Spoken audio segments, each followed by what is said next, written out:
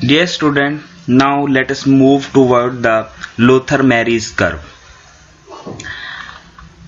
Basically 1869 में Lothar Meyer ने German में और मेंडलीव्स ने रशिया में दोनों ने एक जैसे तरीके से इलेक्ट्रॉन को क्लासिफाई किया और दोनों ने कहा properties of the elements are a periodic function of their atomic masses. उन्होंने कहा कि जो एलिमेंट्स की जो प्रॉपर्टीज होती हैं वो एटॉमिक मैस के पर डिपेंड करती हैं, लेकिन इनमें कुछ डिफरेंसेस भी थे।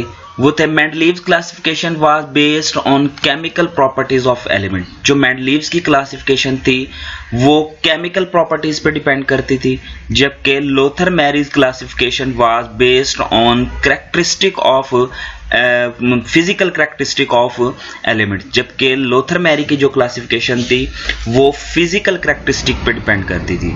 और Lothar Meyer presented the classification in the form of curve. Lothar Meyer ने जो क्लासिफिकेशन को प्रेजेंट किया वो in the form of curve पेश किया, while Mendeleev's in the form of table, और मेंडलीव्स ने टेबल की फॉर्म में प्रेजेंट किया।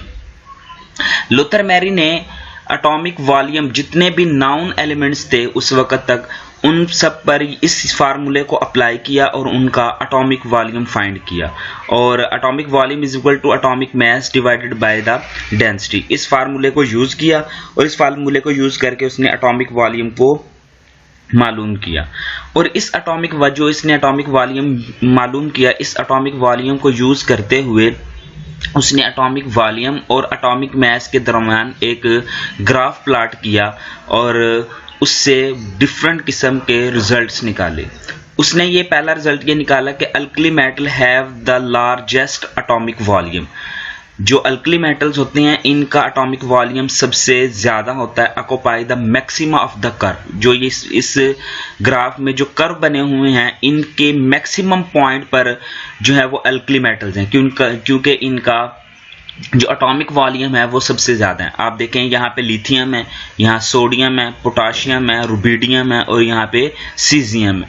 तो ये सारे अल्कली मेटल हैं और ये हर कर्व के मैक्सिमम पॉइंट पर मौजूद हैं। दूसरा रिजल्ट इसने क्या है, the alkaline earth metal occupy position at about the mid point on the descending point of the curve. Descending point of the curve के मिड में बेरिलियम, मैग्नीशियम, कैल्शियम है और स्ट्रोंशियम, ये सारे एलिमेंट जो हैं वो इसके अंदर अल्कलाइन अर्थ मेटल जो है वो किसी भी डिसेंडिंग कर्व जो ऊपर से नीचे की तरफ आ रहा है कर्व, उस कर्व के मिड में मौजूद हैं। और तीसरा पॉइंट यानी the halogen occupy position on the ascending point of the curve, या जहां से कर्व नीचे से ऊपर की तरफ मूव करने लगा है वहां आपको वहां की पोजीशन जो है वो हैलोजन की है। और आखिरी जो पॉइंट इसने निकाला, the transition elements occupy the minimum of the curve. जो ट्रांजिशन एलिमेंट है वो कर्व के सबसे लोएस्ट पॉइंट पर हैं। ये उसने इससे रिजल्ट्स निकाले।